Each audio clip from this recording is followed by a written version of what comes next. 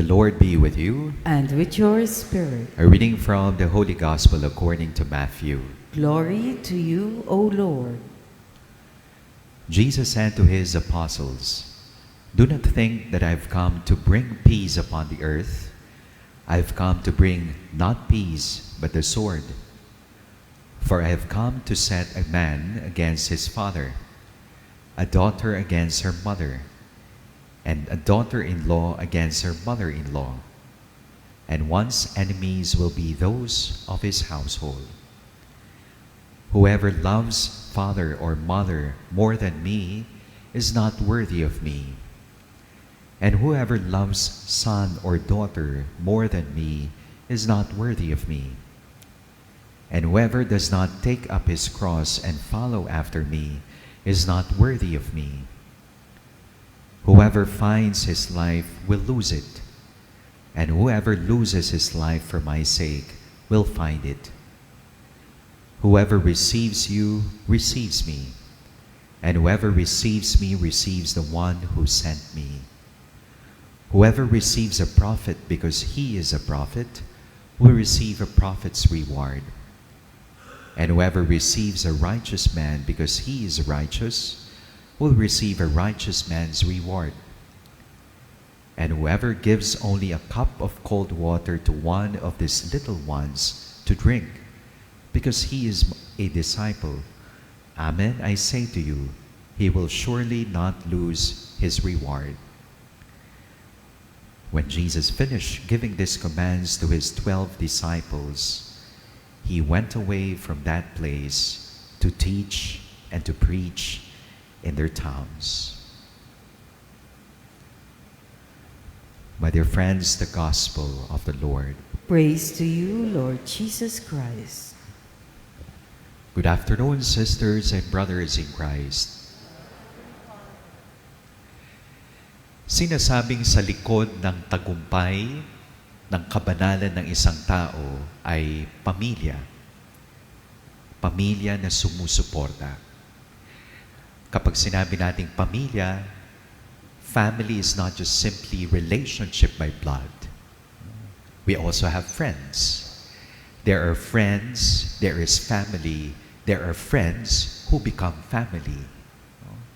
Kuminsan pa nga kung sino yung hindi nating kadugo, sila ang tunay na pamilya para sa atin. Behind the success of a person, family. Behind that restless search for meaning, for purpose, for significance, for legacy, for transcendence and self-actualization is the gift and the challenge of family. Kumusta po ang inyong family? How is your family? My dear friends in Christ, in our gospel reading today, the words of our Lord Jesus are shocking. Why? He says, "Whoever loves father or mother more than me is not worthy of me." It is like saying, if you cannot love me first, if you cannot love me, you will not love your family more deeply. Ang batayan ng pagmamahalan natin sa pamilya ay ang pagmamahal mismo ng Diyos. You know, in the Jewish society, family is everything. Family provides the basic economic, religious, educational, cultural foundations of a person. If you take away the family, the person is dead. So what does our Lord Jesus mean by this statement? We can only love our family more deeply when we love Him first. And in the family of Jesus, it is the Blessed Mother who is the most faithful disciple of her Son from womb to tomb, from crib to cross. So Jesus is not denying family ties. Jesus is actually deepening the concept of family. That those who do the will of God is the real family of Jesus. In our first reading today, the prophet Isaiah denounces the corruption, injustices in the human family, human community of God in the southern kingdom of Judah.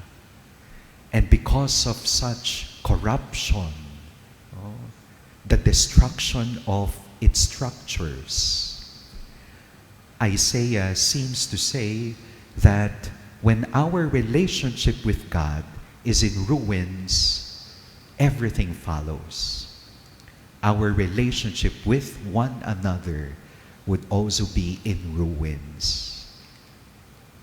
My dear friends in Christ, when we speak about family, talaga namang it's really wherever we are, whatever we do, it's in our heart. Kahit na pagod na, maraming iniinda, walang kain, walang tulog, walang pahinga, basta para sa pamilya, parang superman, superwoman kinakaya. Says the poets, family is one of God's nature's masterpieces. It is family that turns or transforms a house into a home. House into a home. But we know nowadays a lot of factors that continue to destroy the family. Economic pressures, spiritual degradation, technological divide and dependence, irreparable relationships, abusive relationships in the family, and finding balance between work and family. It's really a challenge. Inasmuch as family is one of God's greatest gifts, it is also cross, Calvary, isn't it? I'm a priest, and from time to time I would be invited, to minister to schools and universities. And you would hear both sides. Sasabihin ng mga, bata, children, millennials, Gen Z, Generation Alpha. Why is it, Father, that people whom we love most are the ones who hurt us most deeply?